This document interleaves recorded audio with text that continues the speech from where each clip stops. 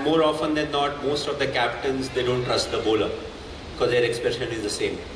Out है, ले लो एकदम खत्म है, मतलब बैट्समैन को वापस जाना ही है, and then you realize that it was not even close. आपके टाइम पे कौन सा कौन बोलता था कि ये लेना ही है? कौन नहीं बोलता?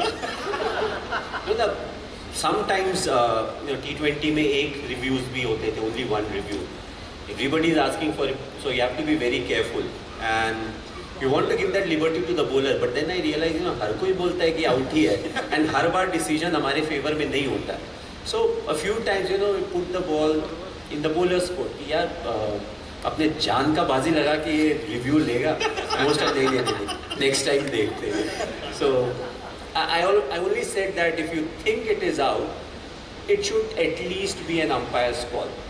It can't be like you think it's hitting the middle stump and it ends up hitting nowhere. It has pitched outside and going outside, so that is wrong. So if you're not sure, give whatever your feedback is, because keeper also from behind, at times we don't know where exact the impact is.